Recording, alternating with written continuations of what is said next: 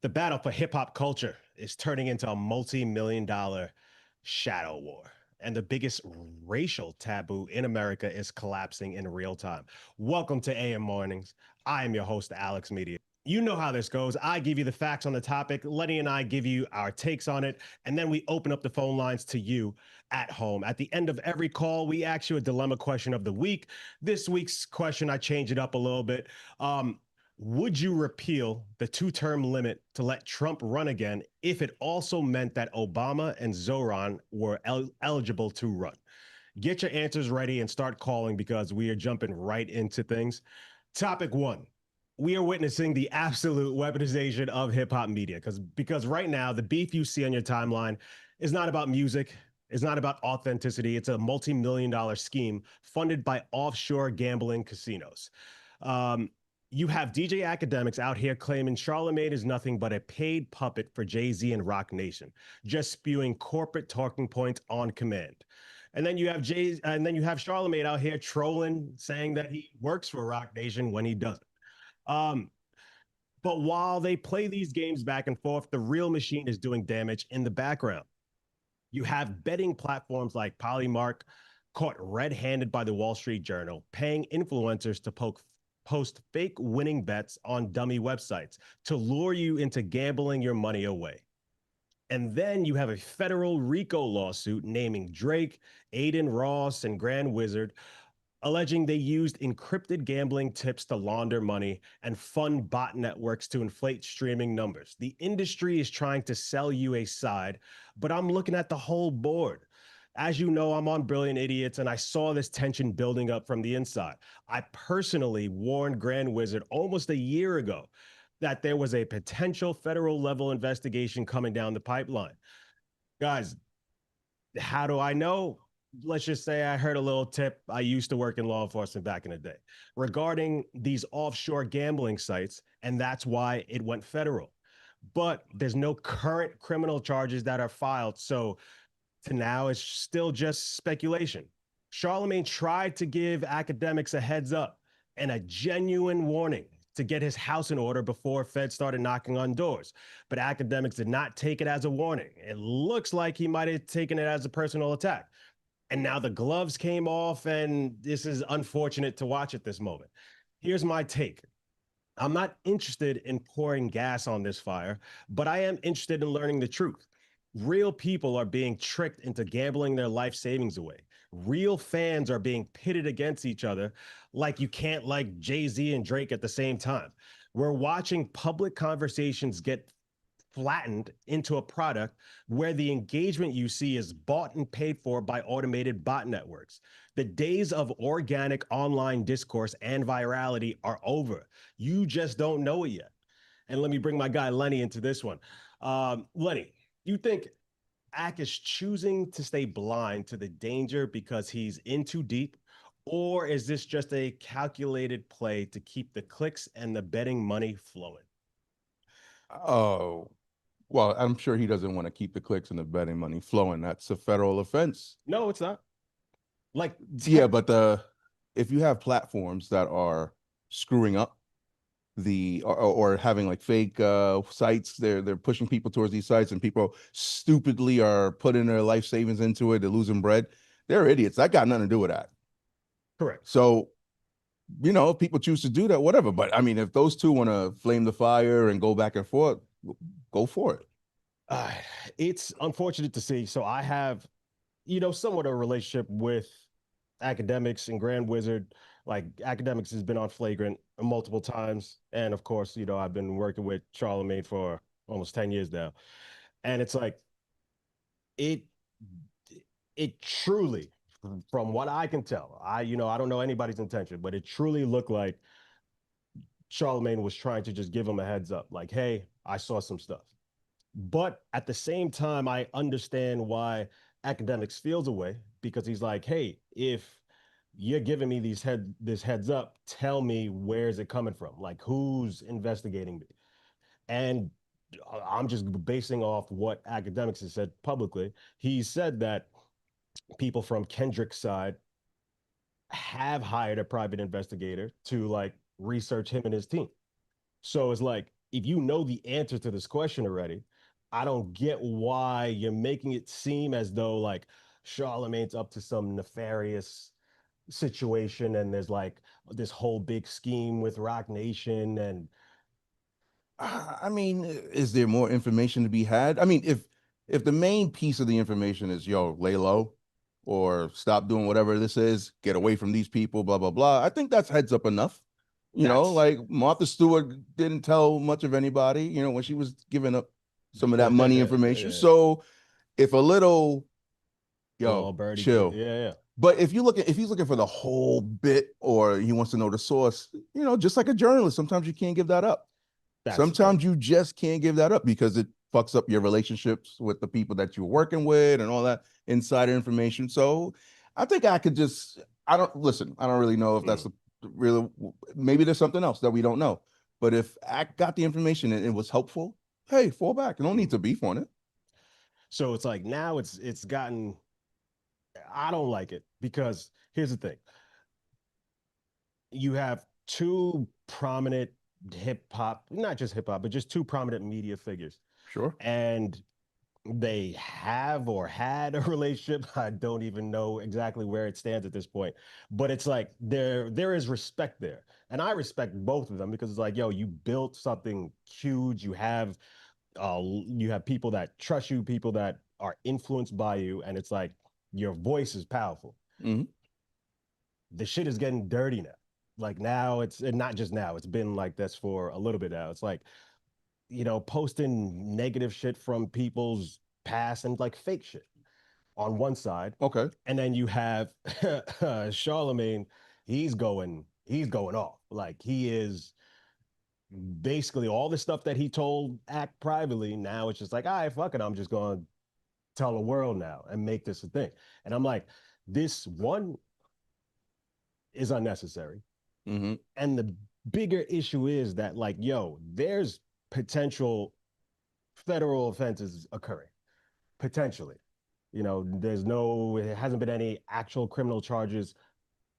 Like that hasn't happened, but I'm trying to tell these motherfuckers that is a very strong possibility if they don't stop what the fuck they're doing. Like I'm trying to give niggas a heads up, but they want to act Oh, like it's a if personal anything, attack. It's I not a personal probably attack. I'd probably tell Charlemagne to chill more because he's the one. He's got bigger M's, right? He's signing crazy deals and things. You move in the streets.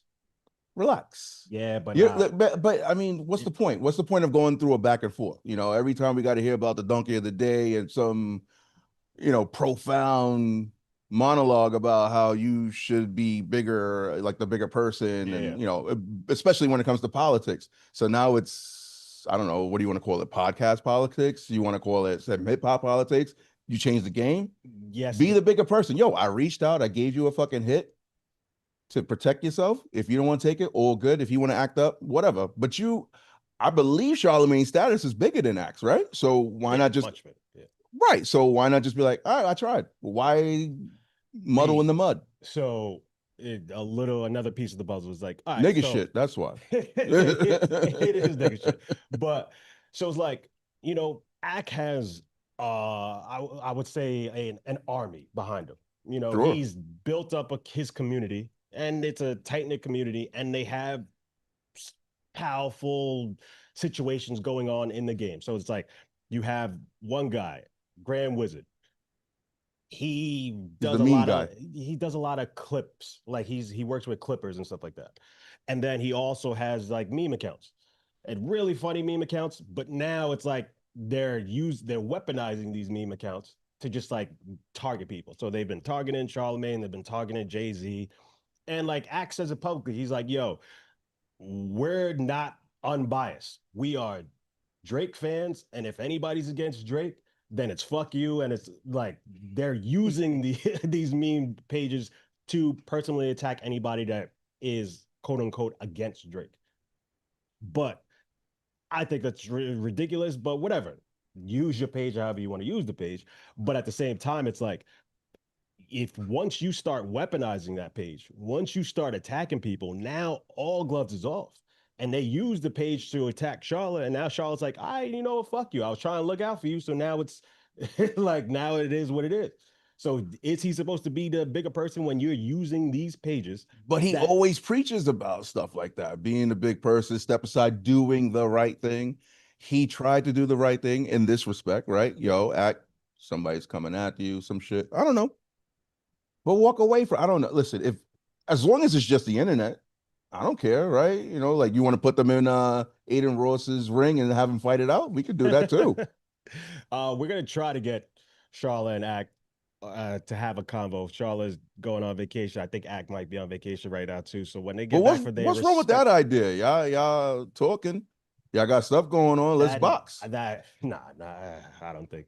Matter of fact, they did MMA the other day. Fuck it, let's do it. Nah, we're grown. It's too much money. What do you mean? Ray J's grown.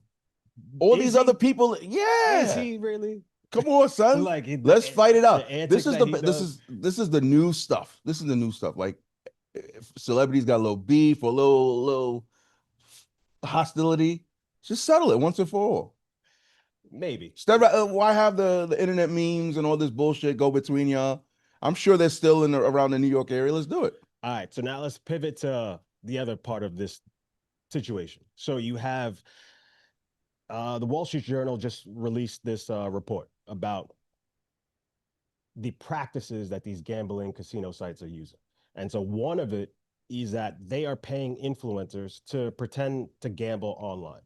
And so if you imagine somebody you look up to, and then they're using this site, let's say Polymarket or Stake or whatever one of these gambling casino sites, and it looks like they're winning. Looks like, oh shit, you use this site, you win all the time, you win big money. But they're making dummy sites where there's not real bets, there's no real money being lost. Taking people money. And now you're tricking your followers into gambling their money, thinking they're going to have the same chances as you. So it's like deceptive marketing strategies. And it's like, I don't know technically if that's a crime. So you're saying the main betting sites are making shadow sites, yes, and that's where people are going. But no, that's where the influencers. That's where the influencers are going, but they're paying those influencers to push people to those sites. Yeah, I mean, to be in betting alone is something that's federally monitored, and I don't know. I don't think they would want to risk, especially on a topic like this. Yeah, like why would you risk all that bread that you're getting right now? Like Kalshi, Polymark, would you think they would push people to smaller brands just to get a little extra change with some hip hop shit? Nah, bro, like. It's not just a little extra change. You don't know how many influencers, not just a hip hop thing. There's streamers, 2 callers for this. Okay. Sorry, guys. Yeah, they're using streamers in all different aspects, not just hip hop, to bet online while they're streaming. So imagine you have this like parasocial relationship with this streamer because they're sitting in front of their computer for fucking 8 hours a day. And now you're like, oh, I fuck with you. Oh shit, while I'm fucking with you, while I'm being entertained by you, you're also gambling at the same time. Okay. Now it encourages that person to do the same thing. But they're not really gambling. They're not risking any money. They're being paid to fake gamble and trick people. So that's one fucked up thing they're doing. Now, another thing, which is, do we know this for sure? Yeah. Like, do we know which influencers are doing this? Oh, no. We don't know exactly which influencers are doing this, but we do know that there's these shadow sites. And I believe in the Wall Street Journal report, they have named a few influencers that like they caught doing this. They're like, yo, if you placed all the same bets that this person placed, you would have lost like over $100,000. So it's like they're actually doing fake bets where it's like, I mean, it seems like a real elaborate scheme to take people's money. But people, if you're dumb enough to do this shit, then it's on you. It's not about being dumb enough, though. It is about being dumb enough. Like, you out here following different influences, and you're like, yo, he's got a bet on so-and-so, so I'm going to put my 30,000 on it and see what happens. Like, that's dumb. And if they fall into that trap, fuck them. However, if Wall Street Journal, and now we're talking about the Wall Street Journal here, you know about these sites, you've investigated, who are the influencers and what are the sites? don't just, I don't know if they listed all of Oh no, them, you do. Like but so, Polymarket's one of them. but this is what I'm saying. They're so huge. Yeah. Why push people to these shadow sites? Something doesn't add up. What doesn't add up? You are a gambling casino site. You're trying to get more people to use your gambling site. So now let me pay people with influence to make it look like they are gambling on this site. Yeah, but we're talking about building a shadow site versus their main shadow site. Now, yes, they're going to have little subsidiaries and little other sites that they want to build up for maybe smaller bettors, but to direct influencers to these sites and tell, hey, people, this is what I'm doing, this is how I'm betting, and it's fake. I don't know. You got to follow the money. Something tells me that there's a federal offense in this, and that this should be easily resolvable. Yeah, I do think there will be some charges coming down the pipeline. I think the investigation is still going on at this moment. Like the charges haven't come down, but I'm telling you guys, there will be charges coming down. And if you're doing some fuck shit, hopefully it's not too late, but stop. So we like the federal government investigating this. Is that what we're saying? We like that. I don't know. I like it. I like it. I like it. But I just know that. Hey, chill. Shout out to Todd Blanche. And so now the next thing is let's talk about the Drake and Jay-Z situation. Okay. Because this is one thing I was talking about with Charlamagne on on Brilliant Idiots. And Didn't Drake just do another lawsuit? Against who? Kendrick. I think there was a defamation thing that dropped earlier this week. Oh, a new one? Yeah. I didn't know. Okay, but that has nothing to do with Jay-Z. No. Okay. So I'm talking to Charlamagne on Brilliant Idiots, and he's saying the media is trying to pit the two of them against each other. There's nothing there. And I'm like, I find that hard to believe because you've had Drake sneak dissing Jay for ever now. Like he does it, he pops his little subliminals at Jay all the time. And Jay has a couple subliminals back, and now he just went straight at him on this last freestyle that he did at the Roots picnic. So I'm like, clearly that's not the behavior of two people that like one another. Nah. So we got to call a spade a spade. Like they don't like each other. And so now, if you have so much money, so much influence, so much power, people are trying to be like, oh, they're both working behind the scenes to fuck over the other person. So they're taking Jay-Z's action like, oh, hey, at the time when Kendrick fucking beats Drake in this battle, and then you have the power to choose who goes on the Super Bowl stage, and you put Kendrick on the Super Bowl stage, making this moment even bigger. So it's like, all right, if I'm Drake, I can see that as a slight, or I could see that as like, yo, you're working against me.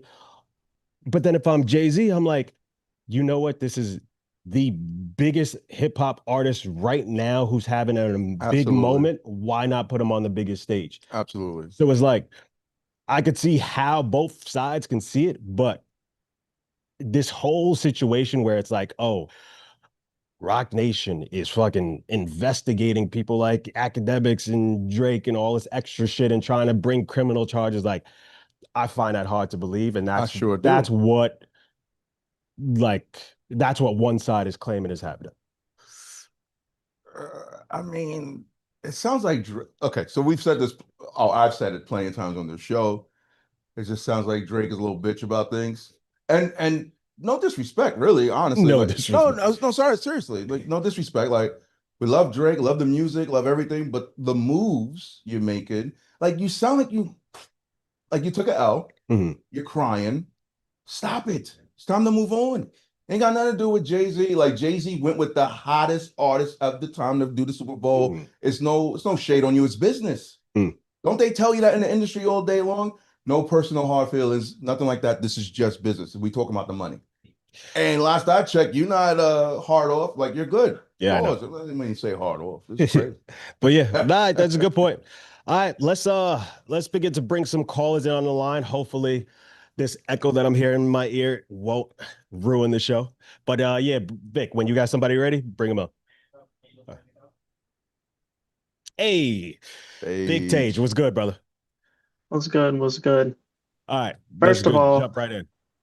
I gotta say, our boy Chris Moro, he is the other side of the coin of Charlamagne. They both haters, they both crazy, and they talk too much shit. Chris got too much Philly in him, so he needs to calm down. All right. Second There's of all, There's no Chris Burrow slander over here, man. Chris is that guy. he be hating on these New York teams, anyways. So at the same time, you know better than all of us, but something going on with Charlamagne. Like, why is he so sensitive about this? I've heard people, I've listened to this guy since he was in Philly radio. That's how I got into All You Fools from the beginning. And he has never spoken back to people like this at this point in his life, right? Like, why is he would never give him the platform. He would never give him the attention unless him and Ak are trying to run it up together. I don't know what's going on. So but he definitely seems hurt. Absolutely. In this media game, it's really hard to tell what's really going on. Because, like, yes, this could be a big ploy by both of them. It's just like, yo, let's just beef with one another, run it up, keep the internet talking, and yeah, and like it could be bullshit. I don't think it is because the way that people from Akademiks side is attacking Charlamagne, like, I think it's ugly. It's fucked up. I don't know if you've seen all the posts. I don't want to rehash it, but like they're posting stuff that is just like, this is old shit that's already been proven fake. Like there's no real nonsense there, but they're just trying to drum shit up. And it's real dirty, ugly, negative shit. So it's like, if I'm Charlamagne, I'm like, yo, fuck these guys. Fuck all these guys. And it's like, you keep playing like you're like in the middle, but you have the power to tell your people to chill. And if but they're you not, don't. No, he does. But see, I'm still confused though, because I think I agree with Lenny.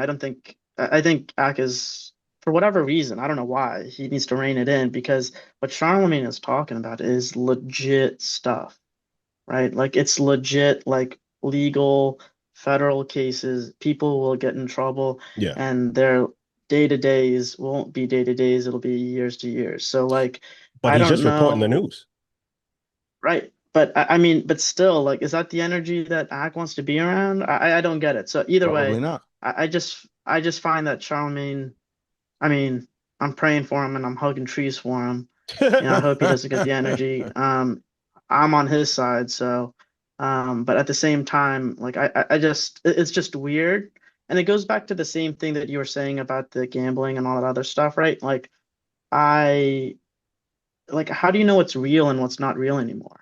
Like if you're seeing like these fake bets, like before I was like, I remember seeing those, like ESPN or something had like things like, oh, Drake hit 1 million on a bet or something. And I'm like, okay, is that real or not real?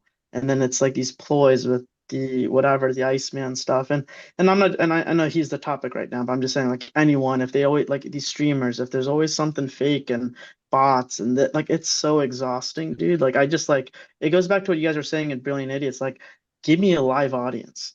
Like, Exactly. Even if it's like it's just too like this is getting so much right now. It's like, give me like a podcast with the Zoom and YouTube, and I'll jump on with you guys and talk, and like, screw any of this other stuff. Like it's too much. So that's the thing. That's in doing like research on this topic and just whatever, being involved in it. It's like I'm realizing more and more how all virality, all like quote unquote popularity online is manufactured. Like it's so manufactured to the point where it's like any person I see, like let's say they have 1 million followers, I think they probably only have maybe 100,000. Like the rest of it is just all bought. It's all bullshit. And That's then crazy. even virality in terms of when you're seeing clips go around, like now that they're doing this Clipper game, and they've been doing this for a while. It's nothing new. It's just that it's being publicized a bit more. Like, you don't know why you like this person or why you even know about this person. And you thought you might have just learned from seeing a clip pass on your timeline. It's like, oh, this person must be popular. Like Clavicker. Now I'm seeing Clavicker. There you go. Dean and AB. Like these are streamers that they just started maybe a couple months ago, and we're seeing them coming. I'm seeing them come across my timeline all the time, and I'm like, oh shit, people must really be fucking with Dean and AB on a stream, but that's just a clipper army putting out clips, and then it comes on your timeline. It makes you think that they're popping in the stream, and then now you assume, and it tricks your brain into thinking like, oh, they're that guys. I'll try to give an example in my life. So it's like I have a small following, but somewhat of like a following. I put on comedy shows where it's like, hey, I can sell out a venue based off of how many people I can get to come out. And so that is a direct signal of, hey, whatever little influence I have, how many people can I get to come out and fuck with something I'm doing? There have been comics that I've booked, I won't say any names, that have had millions of followers. And when we put their name on a flyer, it didn't push a single ticket. So I'm like, what the fuck is up here? Like, that shit don't make sense. There are streamers right now that stream all the time, and they have tens of thousands of people that watch their streams, and then they try to do a live show and they can't even fill a room. So it's like something's not adding up. This shit is all smoke and mirrors. This shit is weird, B. It's very weird. But don't you think so? Like going back to the point of, and I'm maybe taking it in some place that doesn't make sense as much, but if you think of like the whole political media land grab, right? Like everyone's buying studios and this and whatever and all that Larry Ellison stuff and whoever and whatever, right? But like it's interesting because I was like, why are they buying these old legacy media spots if the legacy media doesn't matter? Like, why aren't they getting the streamers and putting them under their umbrella? Why aren't they getting some of that stuff? Like, yeah, Charlie Kirk, obviously, he was moving stuff, but like, was he now? Like, you know, and you look at some of this other stuff, like, why are they still buying all these old things that, like, at the end of the day, supposedly didn't mean anything, or supposedly people are moved past? I am trying to figure that out. I don't know why, because it doesn't make sense, especially with a lot of production moving out of LA. It's like, why would you still be buying production houses in LA if everything's moving outside? On the paper the volume doesn't align either based on like participants and all this other stuff, right? Like it just none of it makes sense, which is scary to be honest. Tage, before you go, all right, would you repeal the 2-term limit to let Trump run again if that also means Obama and Zoran would be eligible to run? No. Also think he's no. Why not? I think Obama was good for the moment and when he was needed. Like he came and he built on hope, he was eloquent, he was there, but like since then, like all this drama and whatever's happened, like I think it's just been annoying. I think Zoran's fine, but he's a good speaker, but I don't know if he can like move people and move groups, you know. I mean, he's moving New York. Saying he moves New York, which is good. New York, and New York is a liberal that's town. fire though. That's fire though. If you can move them and you can get all your people voted on, that's perfect. That's what we need. But I think I'd need to see a little bit more from him because as you can see, like even Trump can't push through some of this old Congress nonsense and all these like old established people. So I think it's going to take some time. But if I would repeal it if you could get rid of Citizens United and all this money and politics and stuff. Okay, now we talking. I would repeal it. I would repeal ASAP, baby. That put me on a poster. Would you just repeal all sorts of those type of groups? That's a different topic for a different day. Tage, all right. Thank you. But yes. Appreciate you, brother. Yeah. All right, who we got next? Bernard is inside. He's What's inside up? today. And it's too fucking hot outside. Yeah, I feel you on that. Yo, how you feeling about this whole shit going on? This Drake versus Jay-Z, Charlamagne versus Akademiks. How you feeling about it? The most clueless person in the world. Hell, I discovered about 2 months ago that Jim Jones and Cameron had a beef. I checked out of hip hop in 2005. Okay. So yes, there's this guy called Drake. He's from Toronto. He sings, he raps. I know. See, you know what? I don't like singing Drake. Rapping Drake,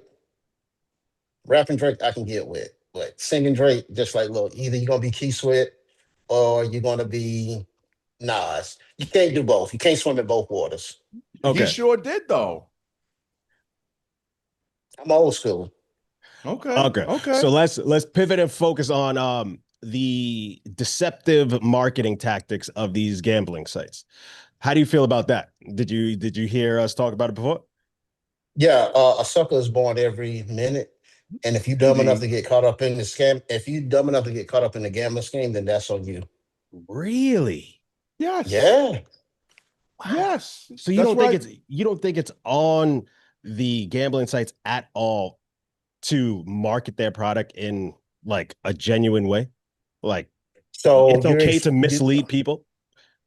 So you expect a world that's rooted in deception to be honest with the people who are spending their money. Well, not necessarily, but I do expect, like, hey, if you are selling a product, sell me the actual product. Don't sell me a fake version of your product. And like, I that's what I agree. expect. Back in the early 2000s, when I was stationed in LA, that was a tail end of the mob run in Las Vegas, and it was a great place. And that was the only place where you could gamble at.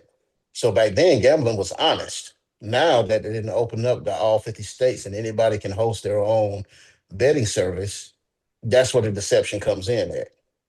Yeah. So we And that's what need I'm more saying. Are jobs. you cool with that? I am a firm believer of the law, right? And nothing in America happens without a law or a judicial precedent setting it up, But right? then So, some people would say that the people at the top, the current administration, is profiting off of these gambling and prediction market sites. And so they're not in the business of wanting to maybe regulate or come down on them for this.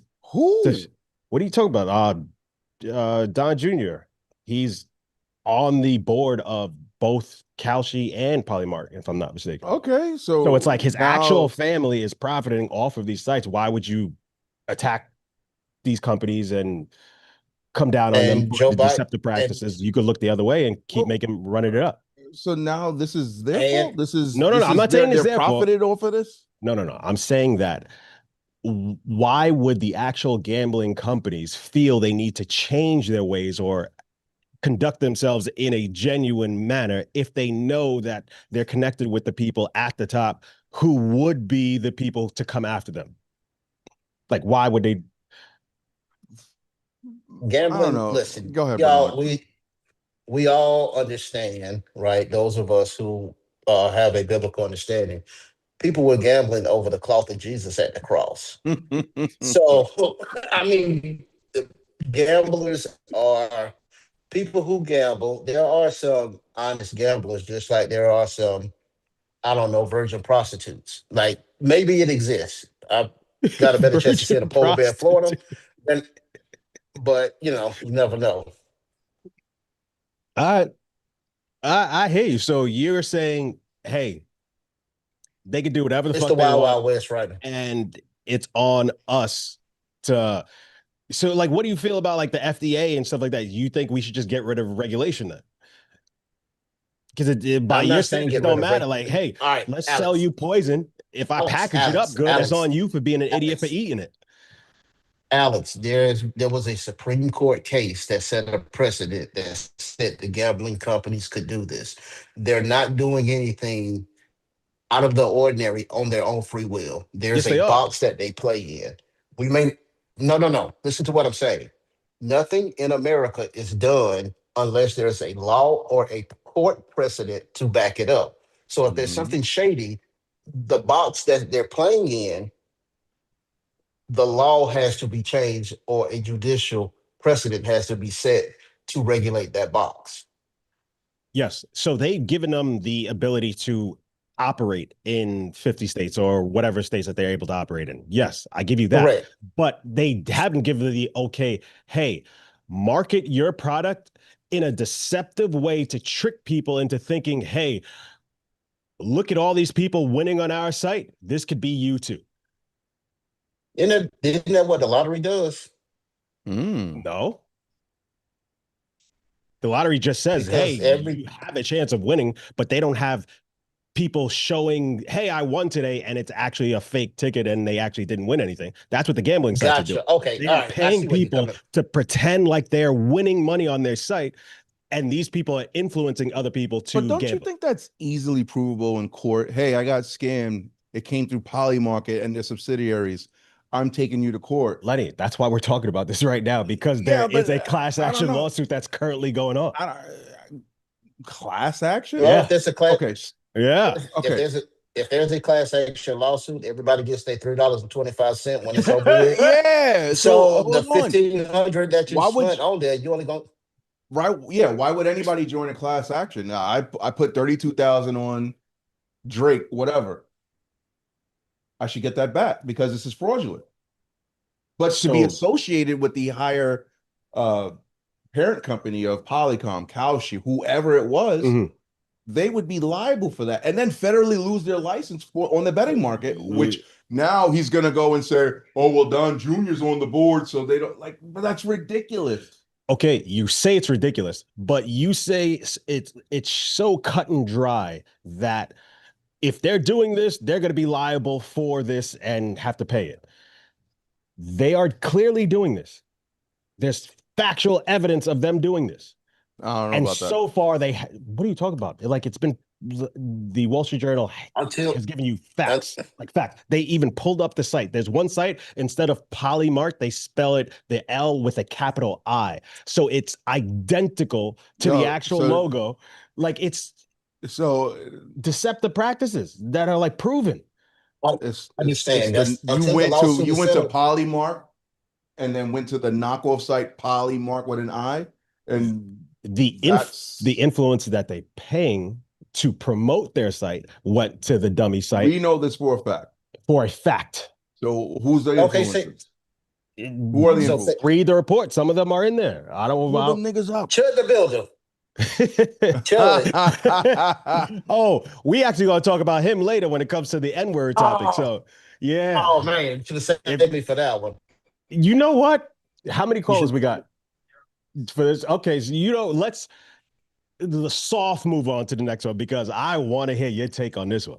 So before I get into the next topic, it's about the use of the N-word becoming more acceptable amongst white people.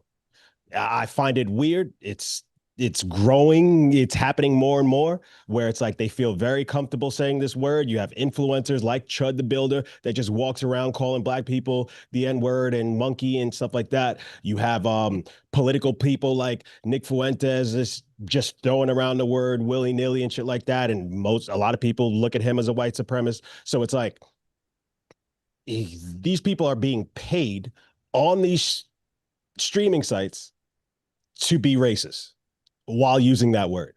How do you feel about that, Bernard from Georgia? You want me? Oh man, it's just a word. That's it. It's just a word. And the word has no power. Oh, the word has no power. No, listen to me. The word has no power if every rap song is saying it, every movie is saying it, if every cultural influencer is saying it, it has no power. And last time I checked, hold on. Last time I checked, the black community only makes up 13% of the population of America, which means that the majority is white people. And that means that white people have more access to media than black people. So no, they have the same level of access. Just because there's more of them, they have the same level. Yeah, but the likelihood, quantity. Follow him. Now, if I say that to you and you dap me up, but a white person says it and you punch them in the face, that only pisses off white people and antagonizes them to make them be like, oh, okay, they think they can get away with that. Fine, I'll do it even more. Okay. But I won't do it by myself. I'll do it with a group of 3 people. So this is the weak argument, because we all know that there are words with multiple meanings. And so let's not act like, hey, this word, where it came from and how it was used, doesn't exist anymore just because some black people have changed the use and meaning of that word and try to use it in an endearing way. That doesn't erase where this word comes from, the history of it, and the impact that it has. So it's like, we can't just act like, oh, hey, just because some people say the N-word as an endearing term to their fellow Black person, that doesn't mean it erased the history in the past and the power that this word has. Can I ask you something? Why are you living in the past? Why are you living in the past? You live in the past so much that it will guide your future. That's what you're doing. It's not you living in the have past. Niggas this, niggas that. But if somebody said, so if Nick Fuentes, yo, my nigga, oh, you want to punch him. But if I say to you, it's all good. But what's your real beef here? Because you accept it. I just explained. No. What was the problem? Because everyone is mixed up in this day and especially in New York City. We got coolies calling each other niggas, Japan niggas calling each other niggas. Nah, come on. You want to be real about it. Guyanese people calling everyone niggas. Filipinos saying the word niggas. Everybody's saying nigga, especially in the New York area. So now go across the country and you get a couple of people that might say it here and there. Why? Culture, hip hop, all sorts of things. They learn this stuff. So they go, oh, these are terms of endearment. This isn't okay. But if I call someone a nigga and I'm thinking, oh, this is my man, this is all good. Oh, yo, you got to chill. But then the same person, another person will come from another area. Who are the two people that I named? I named Chud the Builder and I named Nick Fuentes. Neither one of them uses it in like, oh, hey, this is my nigga. What's up, bro? But neither one of them uses it that way. So let's stop acting like that. Hold on. In Chud the Builder's case, what was he doing? He's going outside. I'm just using my day-to-day First Amendment right. Should you be mad at nigga this and nigga that? No, but you are going to be mad. And that's the point. No. You're just enraged for no reason. Lenny, he is actively going out to people and trying to instigate and bother them. And hey, what's the darkest, dirtiest thing that I can think of and say to them and treat them in a way to disrespect them and then just hide behind First Amendment as if you can't do anything back to me. And that's the reason why he's locked up right now, again, thank God. But again, Bernard, go ahead, Bernard. You're right what Chud did, but there's one caveat to it. Chud to places that are highly secure where he's able to get away with that type of behavior. No, he didn't. He's walking around in the street. No. He's walking around on Broadway in Nashville, Tennessee. So what? There's a No, I'm saying in Broadway, there's police there. You got mounted police. You got golf cart police. You got bicycle police. He ain't going to security outside of every bar. Right. Guys, regardless if he's going to the hood or not, I'm talking about the behavior's wrong. And we can't just be like, oh, well, you get mad over a word. No, I'm getting mad at the behavior. Alex, the behavior, all right, let's just say the behavior is reprehensible. Yeah. Disgusting, right? It's no different than a family who brings their ghetto habits out to the suburbs. How is that no different? Are you kidding me? The behavior, they're antagonizing people who are used to living a certain way. No. Okay, are you saying that this ghetto family is bothering the people in the neighborhood that they move to, like they're going out of their way to bother them, or just that their ghetto ways are a little bit different than the town that they're moving to and it happens to disrupt the way of that, how that town operates? Because those are two different things. One is doing it intentionally and one is unintentional, but hey, most people, I to see that most people, because I get what you're saying, but most people in those situations say they do move into an area and they kind of see what the neighborhood is. It's a quiet neighborhood. It's this, it's that. And then it's 2 a.m. You blast the music. Well, fuck these niggas. Oh my God. That's what's gonna end up happening. No. I guarantee you that's what's gonna end up happening. You know that we're a tight-knit community. Here you are, loud music, 2, 3 o'clock in the morning. Why is your lawn not clipped? Why is your house in disarray? Shit like that. Why is there mail on why the people parking? These are all justifiable grievances. So what happens is I see what you look like, but how does like, oh, they got some new black people that came in, then they keep doing it. It's like, hey, listen, So that justifies No, calling I'm them a not saying. I'm nigga? just saying. Say, hey, listen. No, No, we're no, no. talking Can you about please? the Can you word. please? Can you please fix this up? We want to keep a certain type of look for our neighborhood. There's kids on the streets. We don't need this type of look or the noise or people go to work in the morning. And then when they don't comply, I'm like, fuck you, motherfucker. This is my shit. This is my shit, nigga. And then someone's gonna end up calling him a nigga. All right. It's just how it goes. And that is, oh my God. My head is I'm going giving to you a real explode. scenario. Yes, but that doesn't justify calling this I'm person not a slur just justifying because it. you are upset at the way that they're treating or I'm not justifying it, but they're opening up the opportunity for No, them to you be don't open up categorized as a nigga. Yes, What they is are. that? The point that I'm trying to get at is Yes, you are. the word has no power if everybody can use it as free willingly as they want. Correct. That's Guys, can we and stop because pretending like the word is just has one meaning? Like, just stop. We're being naive if you just want to pretend, oh, we changed the word now, so why are you upset by it? Like, stop it. The word still has the same power and meaning that it always had. To you? No, to everybody. No, to you. To you. It's Do you know just how like many race. people? Do you know how many people listen? And you ain't no Martin Luther King, that's for sure. But you know how many times he been called a nigga? And what he do? We gonna keep walking and going on because we don't believe in violence. Okay. Mega Elvis. Yeah. Yes. Any one of them people, they turn the other cheek. Now, Malcolm Clarence X, Thomas. right. Okay, this is Thomas. No, this is great. I love this. Now I understand where I like this approach.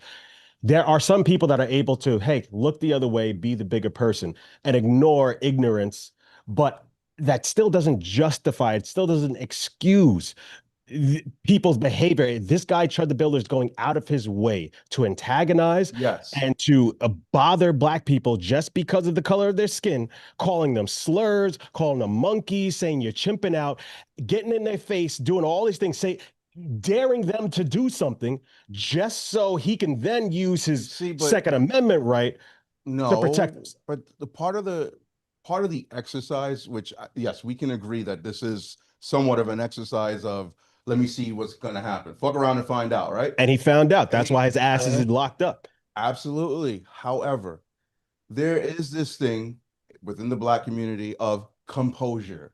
And the minute that word comes out, all of a sudden, you got to fly off the handle and become the nigga that you call me. Oh, what's the term? What was a 40-year version? Oh, nigga here now. So that's what you want. That's what you want. But most Black people in those situations who have a problem with the word cannot handle being called anything, period. Because again, if you call me a bitch ass nigga and I don't know you, and we're not having fun, all right, I'm gonna be upset. You call me a nigga and I don't know you. Well, what's up? Why would you be upset? I thought it's just a word. Just ignore it. No, what I'm saying is, be the big what person. I'm saying, disrespect is disrespect. So why are you just getting hung up over a word? Because again, how many times we're on the train, something's going on, it's between a Black and a white guy, and we're like, don't say nothing. And all that black person does is, nigga, I'll fuck you up, blah, blah, blah. And the minute if he says, nigga, shut up, then everybody goes, oh my God, kill him. Okay. So one is because it's not bullshit, because the person saying it knows the power of that word. And so the person saying it is saying it intentionally. So why say it at all? Why say it at all? If it has power over you and you're saying it doesn't have power over you, you don't want it to be said to you because you a bitch. We just said how the word has multiple meanings. Let's stop pretending like it doesn't.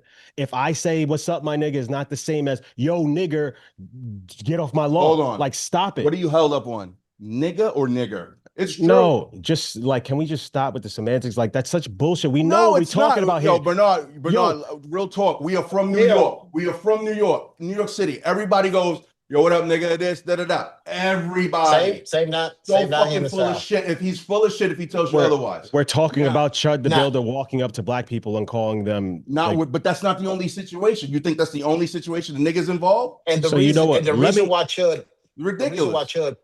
The reason why Chud pushed this line is because, according to him, he was online. He was just being an online person, a kid who grew up with the internet. BLM called up his job, got him fired. He left that job, started his own contracting service. They took his contracting service away from him. So at that Good. point, he's like, fuck it, I got nothing to lose now at this point. So as much as So let me go bothered out as and be you a are, racist. you Maybe he can't. was pushed to that. They are. I'm not You defending. You can't be pushing to Again, be a can't racist. legislate I'm somebody's not heart. defending what he's doing. But Sounds like you're Bernard is laying out the impetus to what happened, right? He was a part of this. He got let go. He's Sounds like to do you're his own trying to thing. justify it. That's what All it I'm sounds saying to you is, you're not the only person being black who can be pushed to the edge by something. And if the word is that powerful and he wants to use it against you, then that's on you. It's guys, why are you guys so fixated on just the word? It's not just the word, it's the behavior. He's going up to black people and trying to The antagonize and behavior bother them. is the Like, behavior. I don't think is you watched all the Chud the Builder. it's No, yes, I disgusting. actually watch a lot of them. And you know what?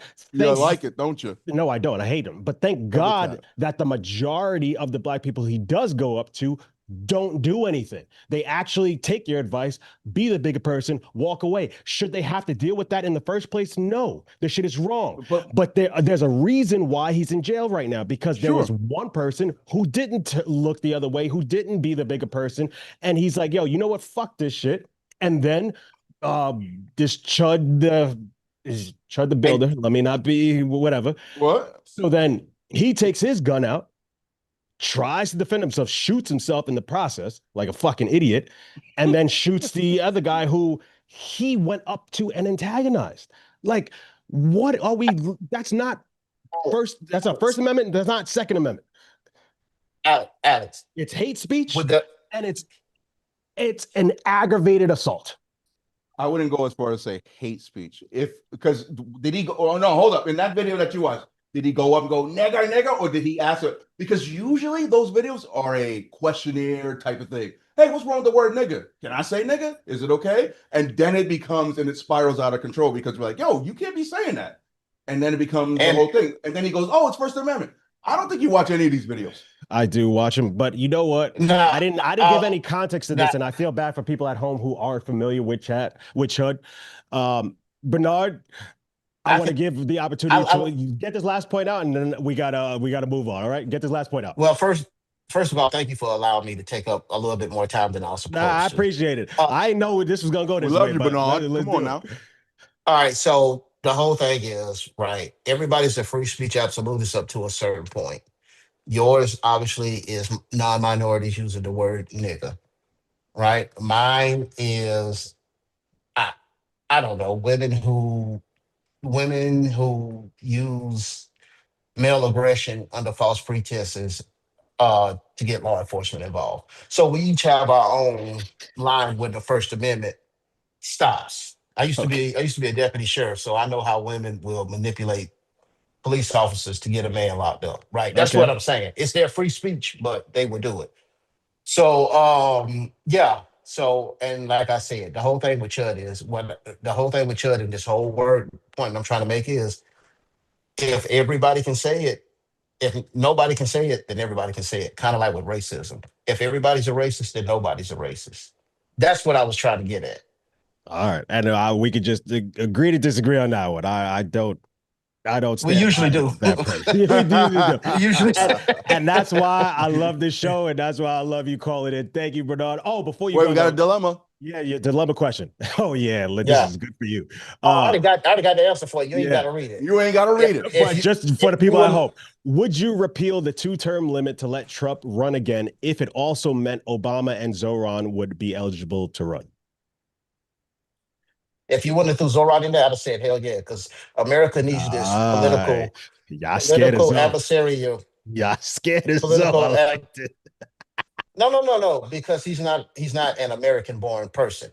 That's the whole thing. Well, you gotta be born in America. We're changing the Constitution, right?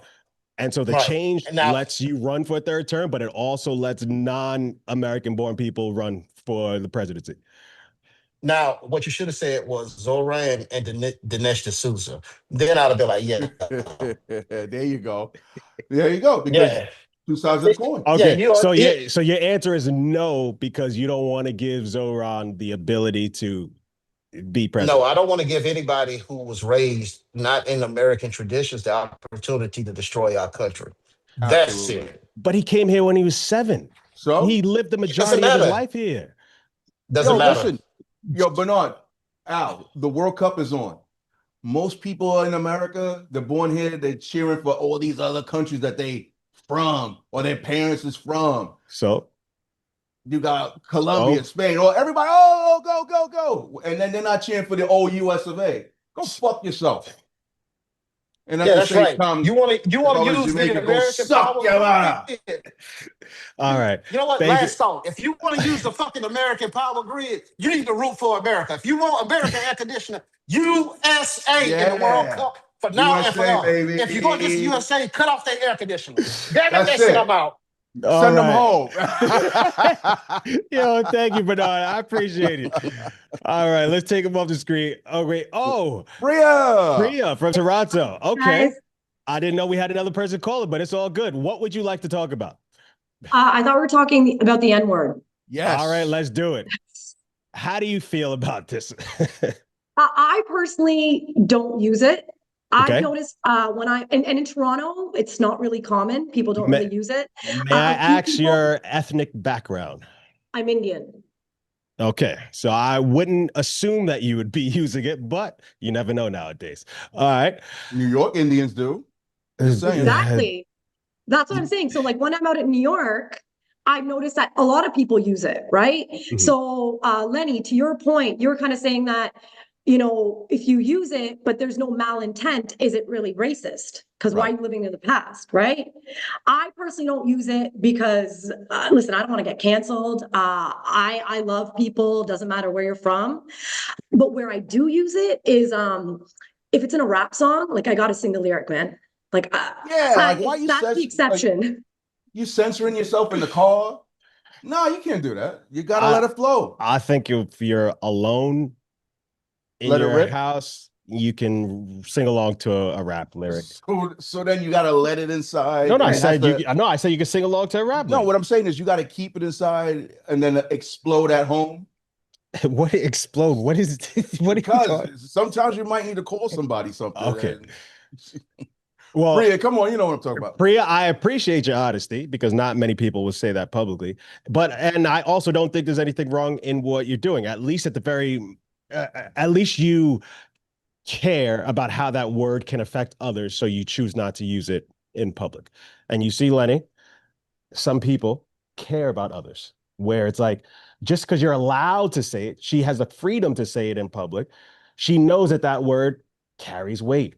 And it affects people in different ways. So she chooses not to say it in public. Well, Priya's from Toronto. She's a decent person. And Canadians are nice people. There might be some rules against saying that word if you're not black. They might try to arrest you for that. I don't know. Canada's kind of crazy. Yeah, your free speech is a little different than ours. From the hood, right? Like if you've got people from the hood, they'll be like, oh, I have the N pass, but I'm only allowed to use it like amongst my friends. But it's not commonly used. A lot of people in Toronto, if you're using it, they do get offended. But there's this problem where it's like, okay, I'm a comedian, right? No one freaking knows about me. But there's a lot of jokes that if you could use the N-word, it would just land so much better. Oh, yeah. Right? So my question to you guys is like, what's the alternative? Could I say ninja? And is that offensive? No, I don't want you to say that. It's not the same, meaning. That sounds terrible. Hey, it doesn't land as well as nigga. I think you're free to say whatever you want to say. Just know that if you say the N-word, it might come with some, unwanted repercussions. But I don't advocate for it. Like, why? If she were to use the N-word right now, it would bother me, but not to the point where I'm just like, pearl clutching. Percentage does your black side come out? This is crazy to me. I'm just saying, I'm being honest, Letty. Maybe it doesn't bother you. Maybe you're around enough white people that say the N-word. I don't know your life. I'm around enough people to know that, hey, we're all on the same team. So you just let them call you nigga all day? I call you nigga all day. No, I'm asking, since you're around people, we cool. You let white people call you nigga? Yo, listen. You let them call you boy too? Nah, don't let nobody call me boy. That bothers. Boy is a bridge too far. Guys, what is going on here? I don't give a fuck about boy either. Like, this shit is crazy. Like, this is Priya. Please tell him something. This is ridiculous. Wait, Priya. I'm just saying, I don't use it. I know it's highly offensive. It's really polarizing. But at the same time, like a lot of people are throwing it around. New York throws it around like crazy. They right? do. But if they you go really to a concert, it doesn't matter if you're go black, to a concert, white, brown. it's Kendrick. Are you going to use the N-word at the Kendrick Lamar concert? Because you got to rap it, right? So are you going to say it? You remember Watch the Throne tour? Do you remember that concert? Mm-hmm. Like, what? No, with Kanye and Jay-Z, right? Jay-Z. I was out in Detroit. Listen, I was belting out the lyrics, right? And I didn't hold back. So, and like, this is not black girl hair, right? This is 100% Indian hair. So, yeah, but listen. I know they're gonna get upset, but black girls they wear that hair. So who would know, right? They wear that hair. They be doing the shakes. This guy's crazy. All right, appropriate the term. So Priya, I'm curious because you bring up being at a concert. So remember, I think this was about like 8 or 9 years ago. Kendrick had a concert. He brought up one of the fans to sing along, and she was singing every word of the song, and then Kendrick actually stopped her and told her, "Hey, you got to chill. You can't say that word." Would you have gone on stage and sung it word for word, or would you have censored yourself at the concert if they brought you on stage? Yeah.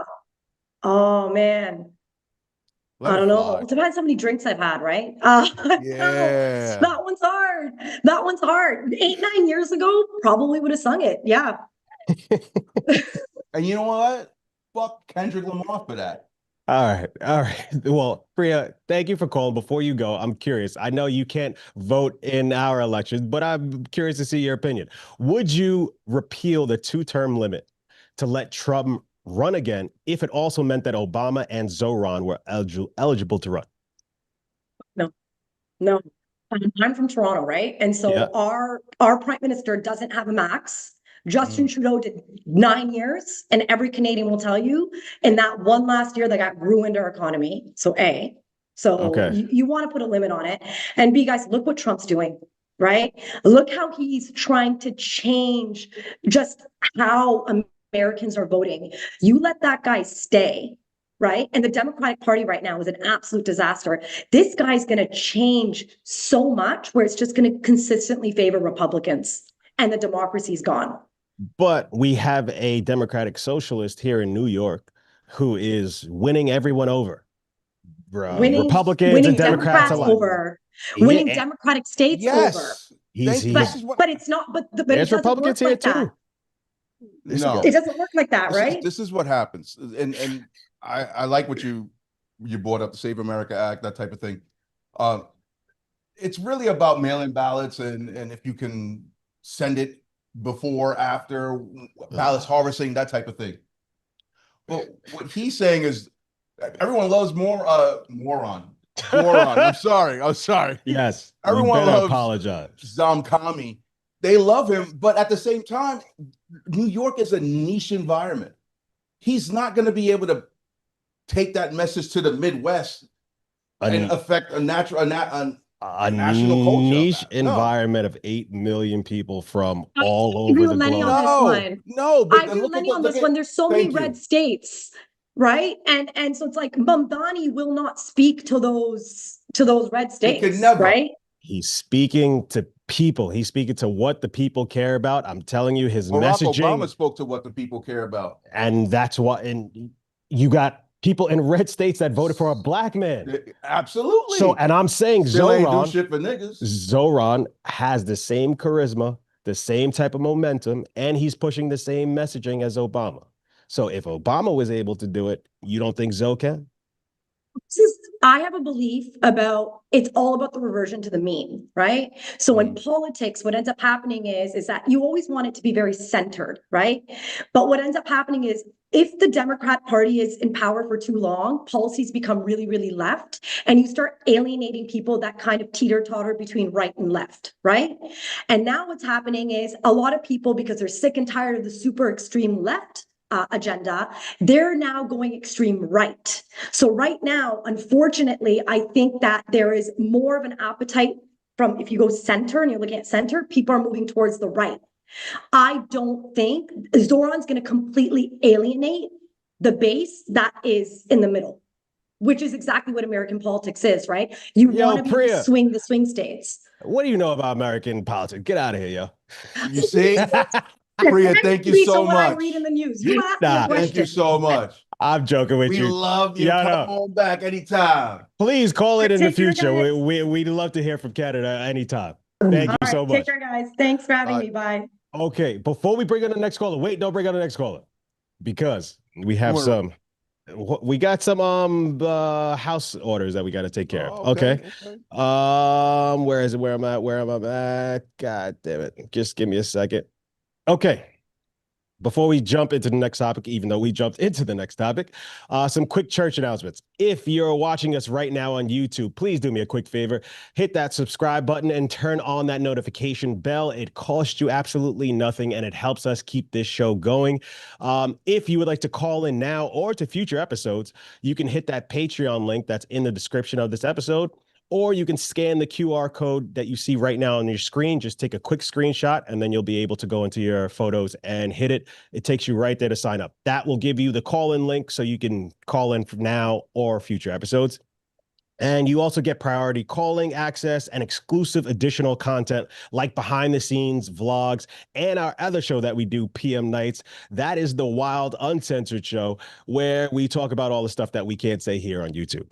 And then our next announcement, get off of the internet, not now after this show, but let's vibe in real life. On July 25th, pull up for the Tennis for the People Summer Clinic here in Manhattan. This is an event for everybody to come play tennis. So whether you're a 3-0 like me or you've never held a racket in your life, we have a court for you to play on. We got free giveaway, food, drinks, DJ MoMA's on the 1s and 2s. So secure your spot at theallloveclub.com right now to buy your tickets. But now let's get back into topic number 2. I didn't read you guys my rundown of the topic, and I worked really hard on this, so fuck you guys. I worked really hard on this breakdown. We're like 2 people deep now. Come on. Nah, they got to hear it. I don't give a fuck. They got to hear it. All right. So we are watching the collapse of the biggest racial taboo in America, because suddenly everybody feels way too comfortable saying the N-word. This word is not just standard profanity. It is the specific language of slavery, segregation, and violent anti-Black oppression in this country. But right now, the boundaries are completely breaking down. You have monetized internet streamers screaming the slurs for clicks until it ends in a courthouse shooting. You have white nationalist movements laundering their hate as ironic comedy. But at the exact same time, you have Black Knicks fans outside of Madison Square Garden actively hyping up a white fan to say the word on camera. The people who say the word should be banned forever say handing out a pass is just spitting on the graves of our ancestors. They say it just gives a convenient loophole to actual racists who want to say the word under the cover of edgy humor. The other side says context is absolute. They argue the Black community stripped the power away from a racial weapon and turned a negative into a positive. And if they want to grant the pass, they're the ones who make the rules. Here's my take. Neither side is being honest about what is actually happening in the real world right now. Nobody is asking why more white people feel comfortable saying the word in public today, when 20 years ago it resulted in instant cancellation. Look at what happened with Michael Richards from Seinfeld back in 2006. He screamed it at the Laugh Factory and his career was over the next morning. Today, you have an entire online economy that rewards shock and pays people to break the rules. You cannot market a lyric to the globe and cry when the consumer sings along with the song. But you also cannot hand out a pass on the street and pretend the word does not still start real world violence. Lenny, I want you to be honest with me. Can this word ever actually be reclaimed, or does handing out a pass just give the oppressor their weapon back? All right, well, had to change, had a wardrobe change. What's going on over there? No, it's the lights are shining, and I just needed my shades. But we're good. We're good. We're good. You got offended by this word. All right. So, do we have any callers? Yeah, bring the next one So on. let me just say this Before you bring it, let him get it this. Let him get this bullshit out. I really just want people to understand, especially if you're from the New York, you can say nigga as much as you want. No, you can't. There's no malfeasance. There's no what? malfeasance. Oh, malfeasance. Okay. There's so many people, so many cultures, and hip hop has run this city, and that's what we say. That's what we do.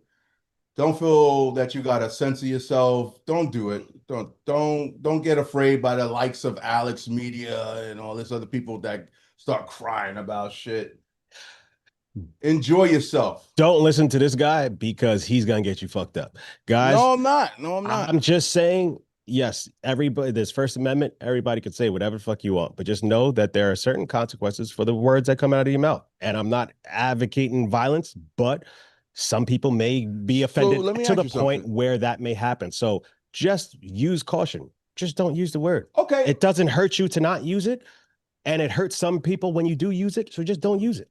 That's it. So can I just say, you mentioned Michael Richards? Richards, yeah. From Kramer. Kramer, yeah.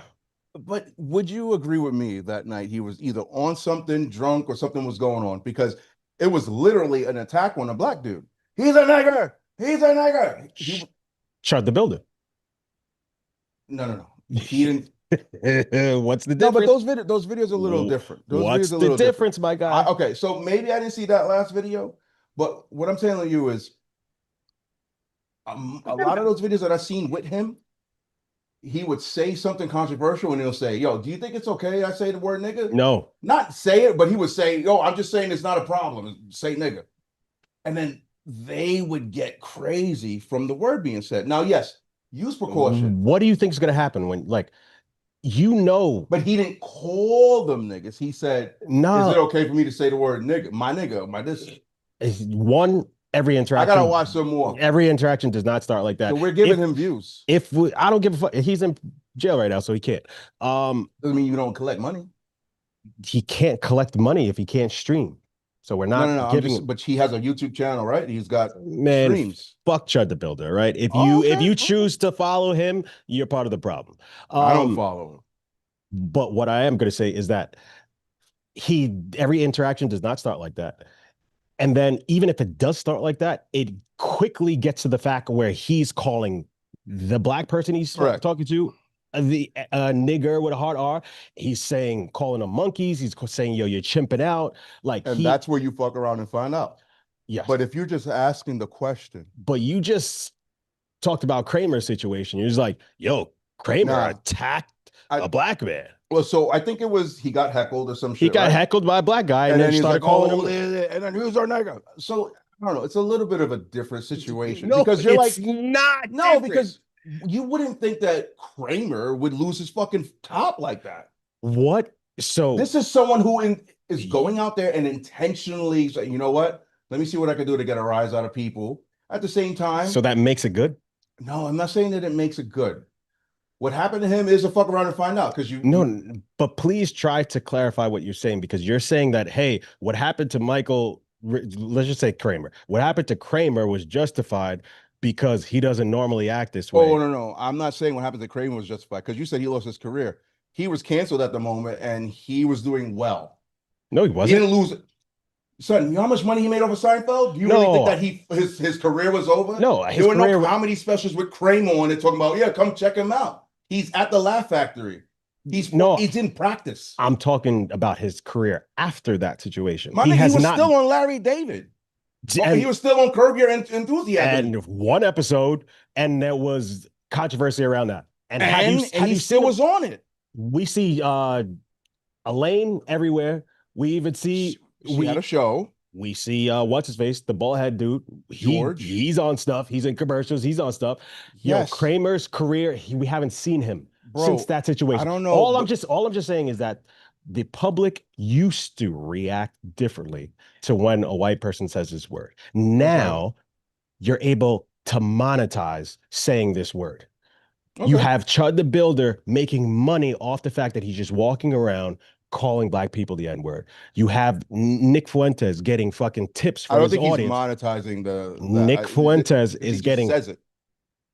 Well, he's being but he's not making a point to say it like Chud the Builder. He's saying he's saying it differently, but he's still using the word in a way that he shouldn't. He just shouldn't use the word. And he's a white supremacist, and he's anti-Semite. I would stop saying that he's a white supremacist.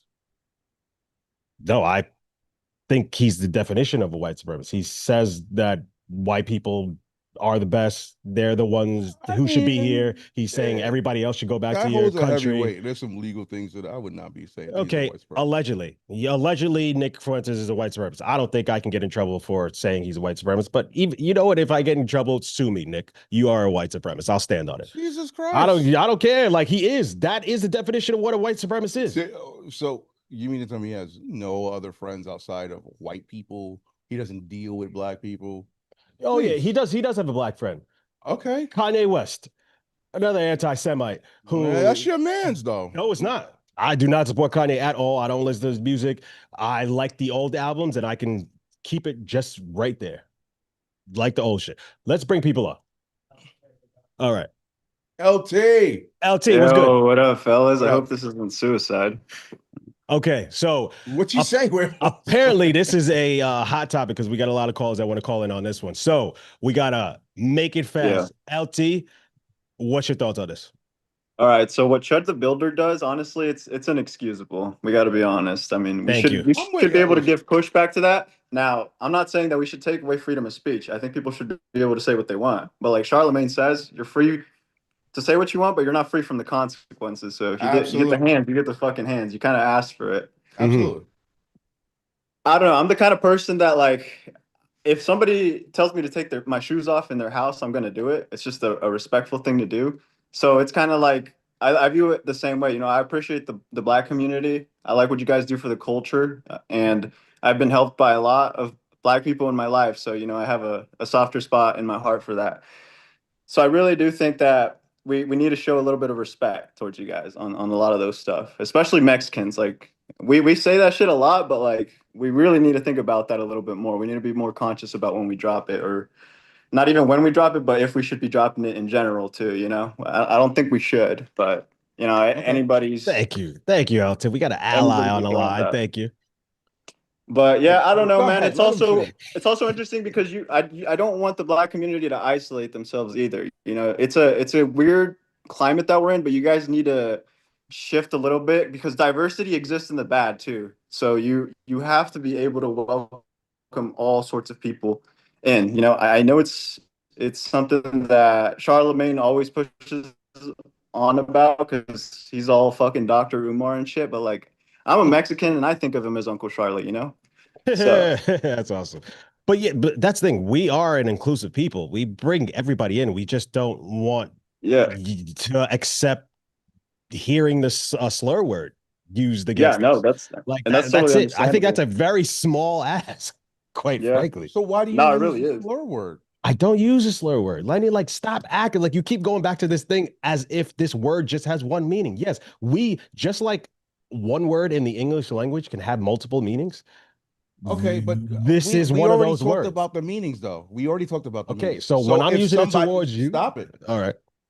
You shouldn't need shock value. If I'm Mike McCringle and I say, "Yo, what's up, my nigga?" You're upset because you said meaning. My meaning to you is not to be offensive. My meaning is, yo, my son. It's a term of endearment. Okay. So now I'm trying to communicate with you. I'm trying to have a bond with you. You're gonna take offense to it because here's how I would react. I'd be like, so you're saying if you were a white man and said, "Hey, what's up, my nigga?" I'd be like, "Hey, man, I don't appreciate you using that word," and I would hope that he respects it.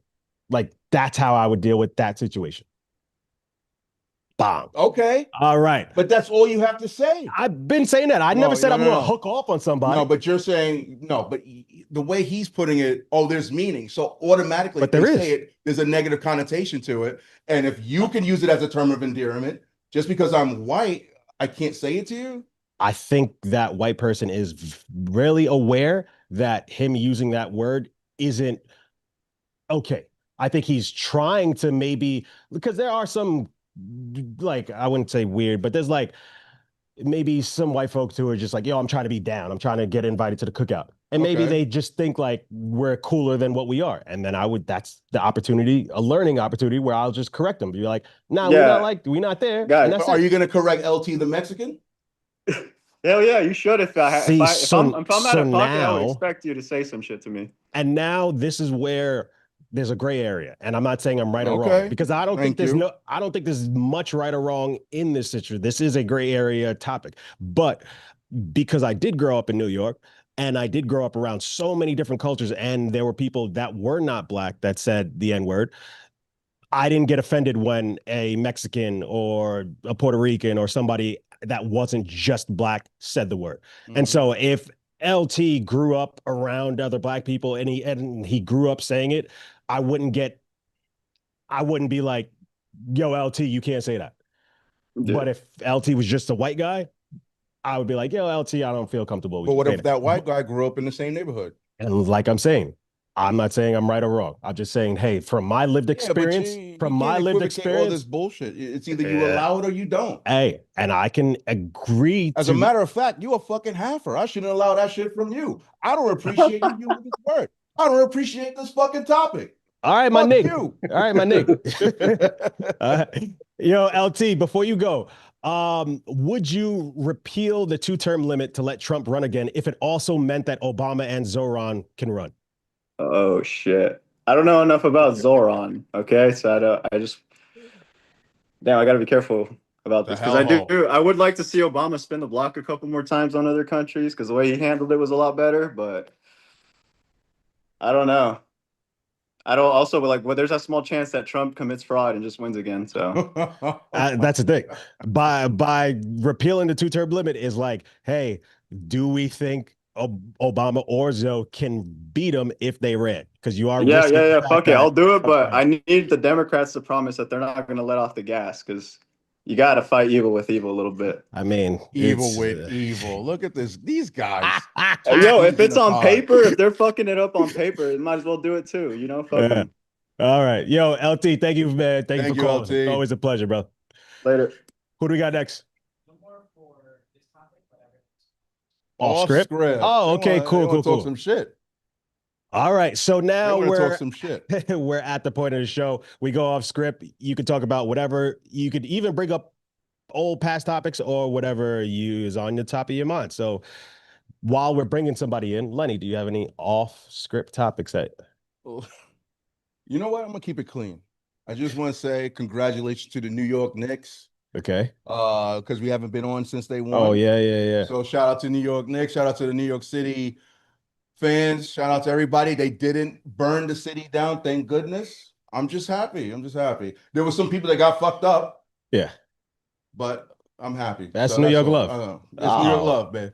Wow, positive. I thought there was gonna be a turn for that one. I got nigga shit, but just save it. We're gonna save that for PM Nights, guys. A reminder: PM Nights is a show that we're gonna film later today, but it will be out later in the week. But it's a show where the stuff that we can't say on here, we talk about. So if that's something that interests you, sign up to the Patreon so you can get that. Arson, what up, y'all? Brother? What up, though? What's going on? Chilling. So you had a topic that you wanted to discuss off script today. I do have a topic. I have notes. Oh, shit. Okay. Wait, we got a lot of callers. So Austin, try to make it concise, man.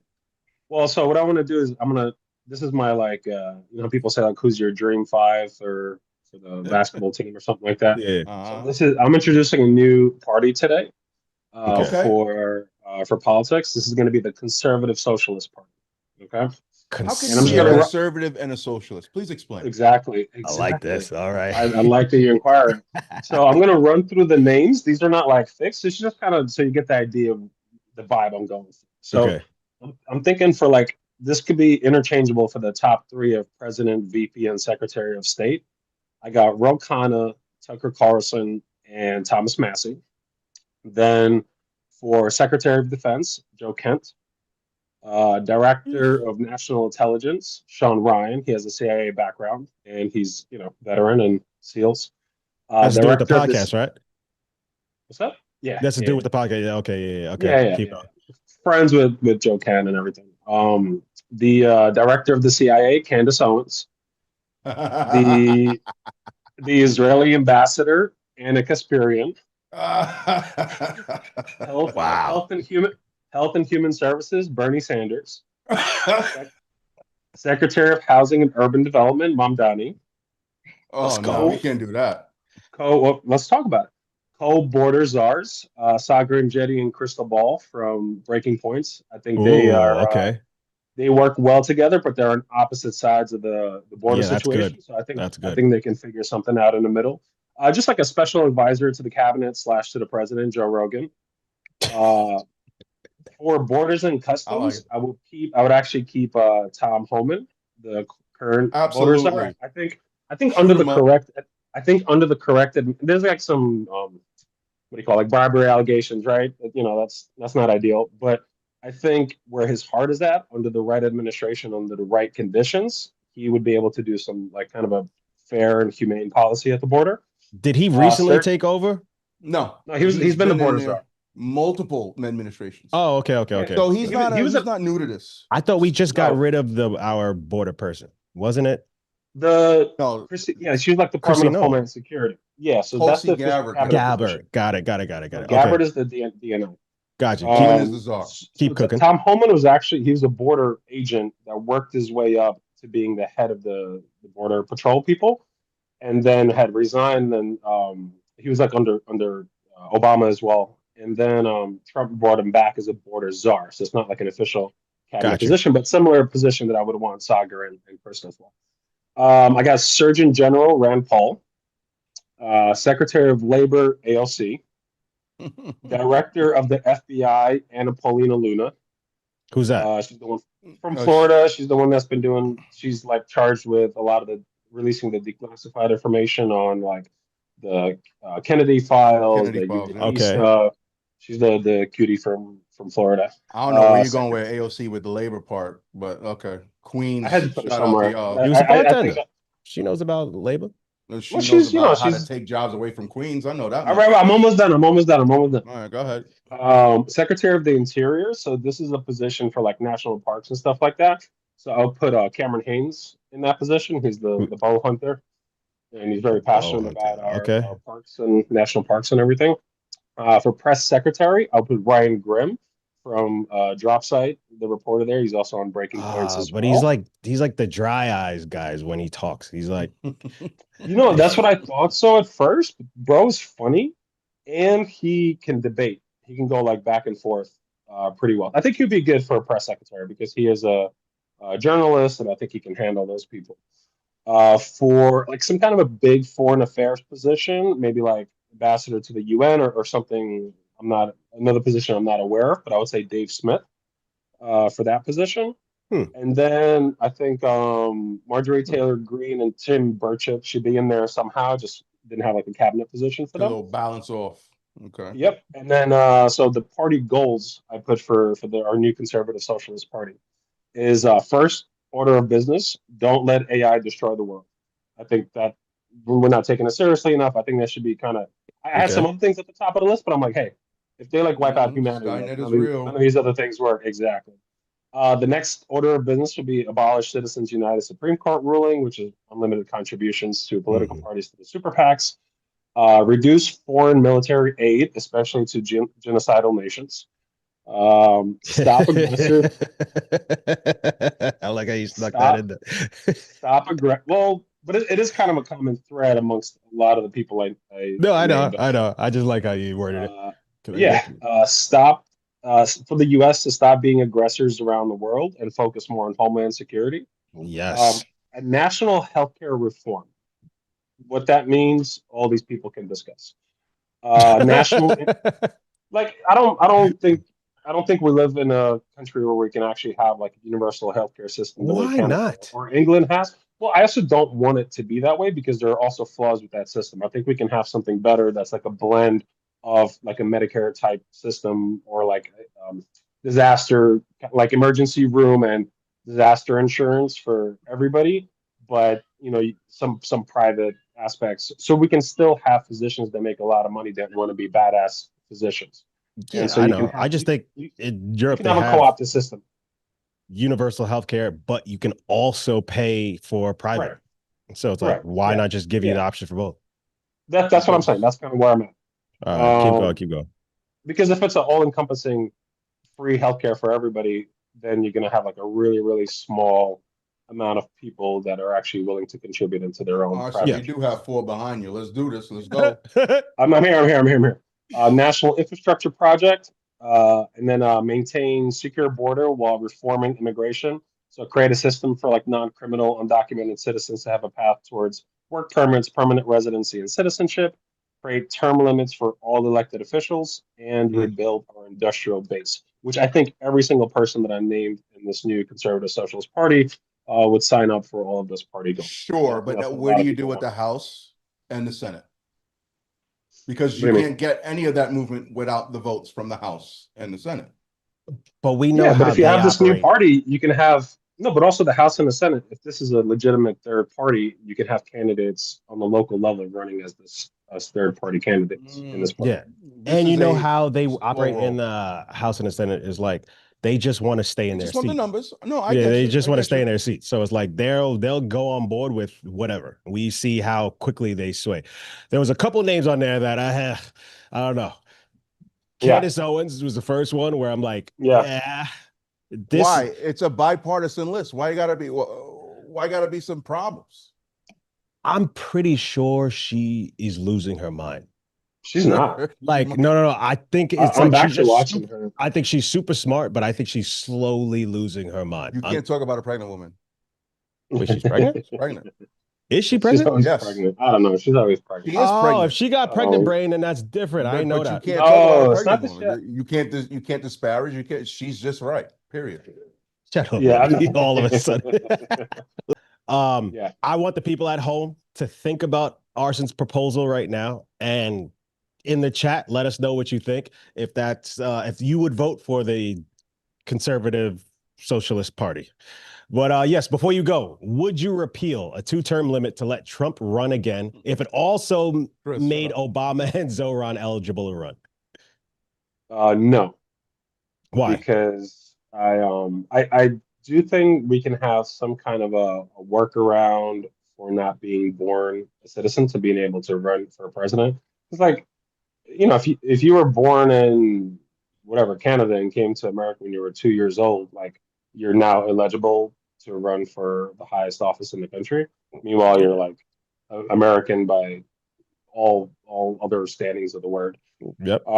And then no, I just think like let's give I don't want to give Trump or Obama another chance. To me, like I said, they're the old guard, and I think new blood, the direction of the country that both of them have taken ultimately. Like the whole idea with like Obamacare was great, but now we're seeing like the repercussions of it not going far enough. It was like bullshit. It was just like accommodating the insurance companies, Gotcha. All right. There you go. Arson, thank you for that. I will not be voting for your party, but thank you. Peace, brother. Peace. Love y'all. Love you, man. Who we got? Yo, Nick. What's good, bro? What's good? Hey, Nick in the whip. What's good? Yes, sir. In my fucking K4 that I got from my dealership. Shout out to the fail. Nice. All right. Off script. What do you want to talk about? Yeah, I mean, so I was in New York last night, right? So I was doing a show out there, and afterwards I realized there's mad people over there for the World Cup. So I just wanted to go to a bar and see like what the scene's like, because this is like a once in a lifetime thing going on. Tell me how fantastic that was. Fans. Bro, I like that so many people from different countries are coming here and kind of like having this big exchange with us and with like each other. I think it's like a really positive thing right now.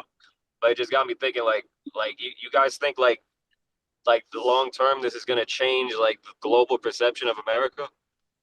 That's what I'm hearing. Yes, I think it absolutely will.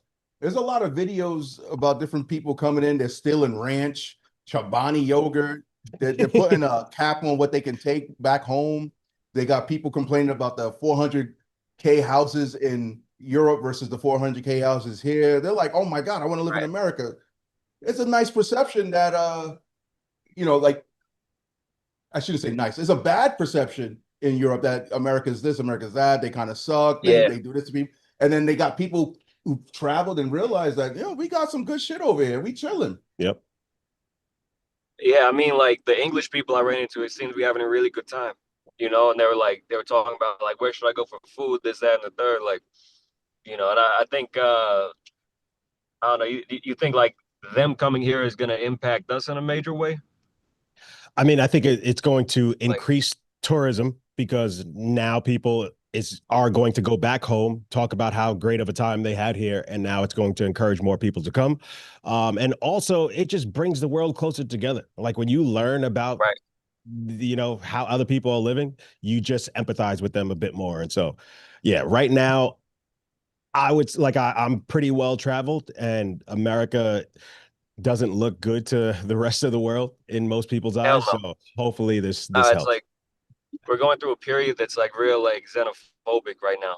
You know what I mean? So it helps that we have people coming here not to stay, but just to like visit, and we're getting to exchange ideas. And then somebody that ordinarily wouldn't be exposed to somebody from like Croatia or something could meet a Croatian now, and then they'll be like, oh shit, like people in the other parts of the world aren't so different from us, Yeah, I'm loving it, especially like the videos in Mexico. Like you have like, I love that. Just white dudes in Mexico going crazy right now, and then they're fucking I was hoping arm to in run arm and drinking and shit. Yeah, but I'm actually loving the World Cup. Are you watching? I've been watching like in and out, like when I can, because I've just been busy as hell. But I've been keeping up with like how the fans are interacting with people. Like the Scottish people went to Boston. They drank all the taps dry in the whole city. I know, that's crazy. It's fucking insane. Yo, the Scots, man, they're some funny people, bro. And funny as hell. Accent helps. I know, yeah. yeah. I love the World Cup. Shout out to all the Queens, because that's, if you're gonna watch it, that's where you want to watch it. Shout out to Steinway in Astoria. Shout out to fucking Roosevelt, the whole Roosevelt Ave in Jackson Heights. Jackson Heights, yes. Parties, bars, and hoes. If you're, goddamn, Lenny. If you're in New York and you want like a nice, authentic, like, if you just want to watch it with the people, whenever any of the Latin American countries are playing, go to Jackson Heights, to any bar there. It's going to go crazy. That's just a word of advice. When you said Jackson Heights, I got some flashbacks, bro. Yeah. I used to go there. I used to go there when I was like 17. I found a bar with some Colombian women in it, because I was like, oh, they don't speak English and they have different values. So I'm like, I could drink this. So I would get like a bucket of beers and shit. Be chilling in Queens. Yo, I love Queens. Shout out to Queens. Yo, I know so well. But yes, all right, Nick, before you go, I'm curious, would you repeal the 2-term limit to let Trump run again if it also made Obama and Zoran eligible to run?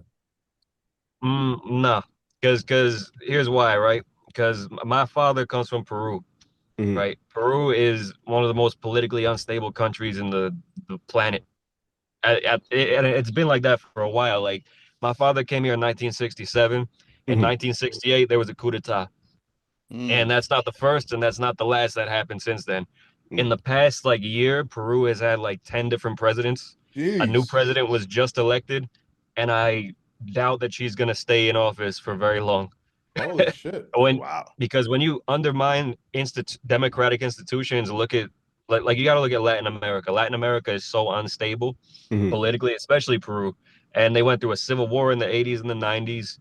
And there's like zero trust in government, and between all the coup d'etats and all this other shit happening, like there's very weak institutions in Peru. The Congress has been dissolved several times. The Constitution's constantly getting rewritten, and I don't want to see that happen here. Like America, like as much as I talk shit, like what we do good is like we have institutions that have withheld, for better or worse, and it's important, I think, that we preserve those, even if Trump is a piece of garbage, even if like you don't like whoever the fuck, like because even if he does say like he does this term, he gets out of office, like if you let him run another term, it's like you give them an inch, they're gonna take a mile, because a guy with an ego like that doesn't give a fuck about democracy. He gives a fuck about his own self-interest. So and we it need goes to for keep like those term limits. I hear you. yeah, that's why also it's important, I think, like I was saying, that we talk to these people from other countries because they're fucking seeing this too, and it's giving us more perspective about ourselves. You know what I mean? Nick, appreciate you calling. Man, every time you call, it's a fun call, man. I'm glad you enjoy it, man. I always have fun here. I got thank you, man. Peace, Appreciate Nick. it. Take it easy. Who we got? Oh, Haas from Toronto. Another Torontonian. Right wing Lenny, what's up? Why What are you up, giving what so up, much Haas? grief? With the AM boys in the backdrop. I love Oh, that. hey, I no, love hey, I got Morpheus in the background. Son. You know what he's telling me to say? He's telling me to go back to the previous topic that I wanted to get on. Okay, let's do it. Oh, Fuck it. That's what okay. off script is. Whatever you want to do, just please don't get us kicked off. When I was younger, yeah, they bugged me. Oh, your uncle did 9/11. You're a terrorist. I'm like, man, I eat pork and I fuck white girls. Okay, I do cocaine, and I'm not, there's no Muslim religion here currently. Nah, man. So I don't understand. Let it go. Cook that up. I don't understand the whole factor that everyone's getting so bent out of shape over everything. It's at the end of the day, it's how the words are used that causes the intent of how you feel. So if I say it in a way, you Canadians and really I'm want to being say malicious, nigga, bro. huh? you the second one. He's like, yo, fuck this shit. Let us say whatever. Yeah, no, Haas, you I'm gotta pass. I'm I don't give a 'cause shit. it Say that depends on shit. it depends on who you're saying it to. If you say it to a person to degrade them, I can call you a chair shit, and if that word means something to you, it's going to make you upset. It just is what it is. I understand the years of whatever, but being called an anti-Semite when you want to bring up something, or being called a racist when you have an actual topic on something, Absolutely, kind of just silences people in a certain way. And then guess what? Where do those people go? To other darker places to have their conversations because they're still going to have their conversation. And next thing you know, they're fucking blowing shit up.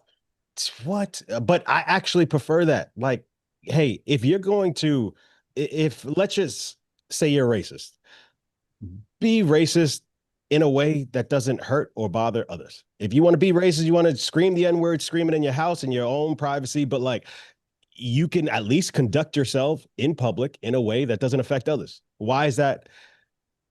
I prefer that.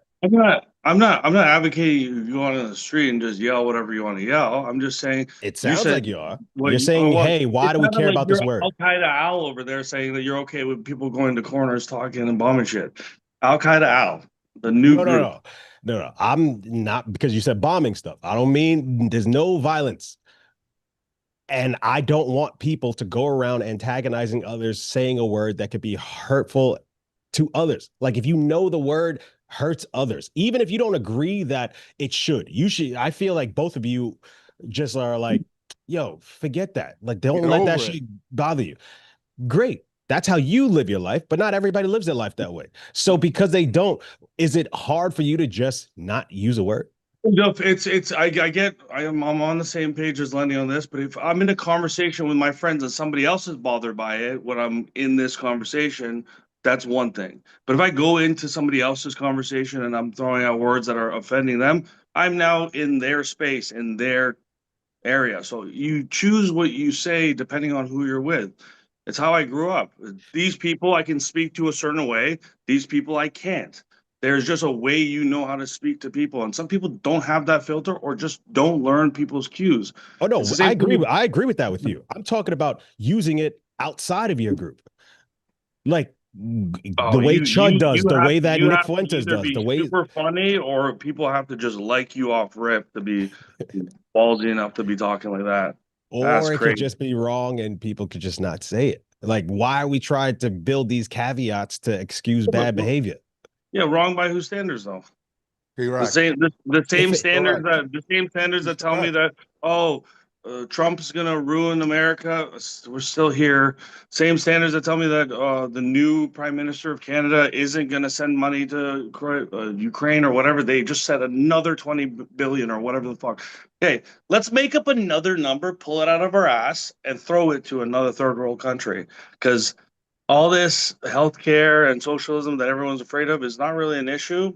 It's a piss off when you have to wait a little bit longer. Okay, we're getting sidetracked. I hear what you're saying, but at the same time, it's like, yo, if you just say, hey, why let the word bother you? There are actual racist people. We are in agreement of that, right?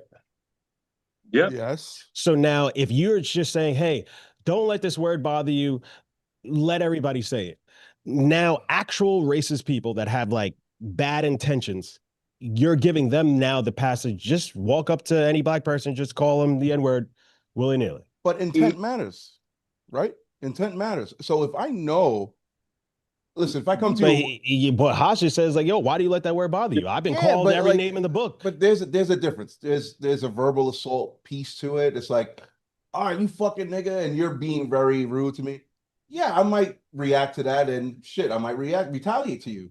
But if it's just every day, if you've overheard somebody say nigga, if you heard somebody mention nigga in your group and you don't know this person, why should you be upset? This is just the word they use. Okay, that's the same. We're talking about the nuance, and I agree with you in that second aspect. But in the first one, he said, hey, just ignore the shit. He got called everything in the book and he just ignored it. And I'm saying, no. When I okay. was younger, I didn't understand that there was a level that I could just not be affected by it. So when I was younger, it affected me. But then when I grew up and I realized, oh wait, it doesn't really matter. Somebody could walk up to me today and say the type of shit. Like realistically, it doesn't really matter though. Like if someone came to me and said, it doesn't "Hey, need Harry, to affect Taliban you, boy," but we shouldn't excuse it. And it sounds like you're excusing it because you're like, okay, it's not going to affect me. Are you the verbal police? Like we gotta, because you don't like it, we gotta not say something? No, we all live in society together as people, and you should just be decent to your and I'd fellow like person. you to keep your fucking radio down at 2:00 in the morning, like those and niggas. and that's and I would encourage them. Hey, keep your radio down at 2 in the morning. But you might force me into a situation where you don't do it. You're acting so call the cops. Unruly. Okay, but I'm gonna call the cops on those niggas across the street. This guy. That's what's gonna happen. I definitely won't be able to monetize this me. episode for sure. I ain't calling no cops. Did Al Qaeda say cops? Hey, I'm a citizen. Softy. I'm a citizen. I don't care. Even though I'm still strapped, I am a citizen, and I'm gonna let the law enforcement deal with that first, and then I'll deal with the second if they don't do their job right. Man. All right. Oh, so before you go, Haas, I'm curious. Would you repeal the 2-term limit to let Trump run again if it also meant Obama and Zoran will be eligible to run? Oh, I don't give a fuck about Obama and Zoran. I don't give a fuck about Trump. They can all give a fuck. No, keep your pretend terms as you want them, because guess who runs America? Your corporate interest. So money. So every 4 years, it doesn't matter. So let him stay another 4 years. What the fuck? All right. I hear you. Yo, I appreciate you, brother. Yeah, I love it. Yeah, I do like that. That's fire. Everybody needs to do that now. That's a standard now going forward. Thank you, man. Who we got next? Yo. Salvador. This must be a first-time caller. No. I've been on here before. I think I was on like the first or second episode. Okay. But what up, baby? It's a lot better now. What's cracking? I'm here to talk about the last topic, the hottest one of the day, the N-word, nigga. Okay. So I'm gonna have you like Alexx. You feel me? Puerto Rican and black. I don't come from I don't come from New York though. So like I'm in California, Pomona, California, closer to LA. So out here we got a lot of Mexicans who say nigga, and it's not like New York where, we just give passes like that. You feel me? Like, and one topic that I always hear that I even heard on here, or reasoning behind non-black people saying the word nigga is because who you hang around and shit. But like, what happens when you go home? Do they say nigga when you go home? Do they talk like that? Do they talk like that when you go home? So like, I don't give a fuck who you hang around during the day. If you not black, don't got a smidgen of black. Cause I know there's Puerto Ricans I got Puerto Rican family who I know black. They pull that shit. Don't say nigga then. Don't say anything because you're not black. So yeah, there's just other mad races that say that word, and their excuse is always I'm around black people. I hang around black people all day. But what's your home situation like? Because I know for an Asian family household, you're not saying that shit at home. And for a lot of the Mexican families or out here, there's immigration and stuff. A lot of my Mexican friends, a lot of their parents don't speak English. So they also not saying that shit at home. And when it comes to like gang banging culture in California, a lot of the, cholo dudes, they not fucking with the younger Mexican crowd saying nigga anyway. So I got to give you a little pushback. So here, there's no right or wrong on this topic. This is all this is a very gray area topic, but it's all opinion for sure. Exactly. But just to your point that you made, I'm half black, I'm half Puerto Rican, but even when I went back home, nobody said the N-word in my house. My mom didn't say it. My dad didn't say it. So, so like by your logic of, hey, you go back home and nobody's saying it, you shouldn't be able to say it. It's like, it's not really like that. It's more a cultural thing where you grew up saying it around your friends.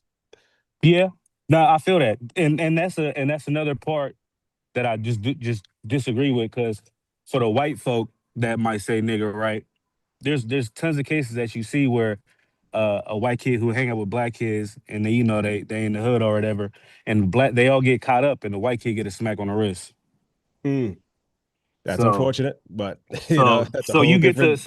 But my thing is, you get to partake in everything that you believe is black. So like when it, because we know black culture, hip hop culture, it runs the world.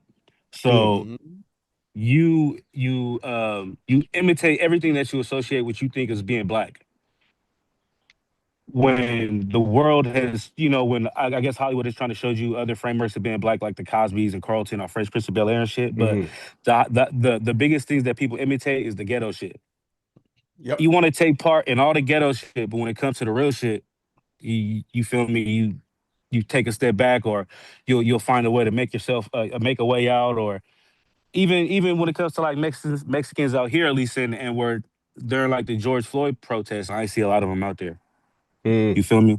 So when you want to partake in the culture and you pick and choose what you want to partake in, and and to me, I grew up in California. It's whites and Mexicans who say the hard R. That's who say it out here. So that's why I don't really tap in with other races saying it anyways. You feel me? And me being a half-Z, I grew up with both sides of my family, but shit, I grew up with niggas. You feel me? Yeah. Right. I hear you. Yo, you got to call in, ball, man. I've always liked Cali swag. Are you not to get you caught up or whatever, but do you bang? No, I don't bang. No. Okay. No, hell no. I don't bang. No. That's not. Come on, bro. No, you questionable. I'm just saying he has, that Cali swag where it's like, all right, maybe he was cool, but you gotta watch him up. Nah, you feel me? Actually, that's crazy though, because Cali folk, just me being Puerto Rican, they say I'm Eastie for a Cali person. They say I'm kind of I wear Timbs and shit. I'm Puerto Rican, so I can wear Timbs. That's more about how you dressing, not how you acting. But yeah, before you go, I'm curious on this one. Would you repeal the 2-term limit to let Trump run again if it also meant that Obama and Zoran would be eligible to run? No, that just causes all anarchy. It lets all the shit loose and shit. I don't want to see an Obama run back. We had that moment. What about Zoran? I'm not a New Yorker, but I tap in because it's this about to be funny. I'm a half-Z Cali Muslim. I'm the only Muslim in my family. So I fuck with Zoran, just off the Muslim Brotherhood, Kufi. but get my kufi.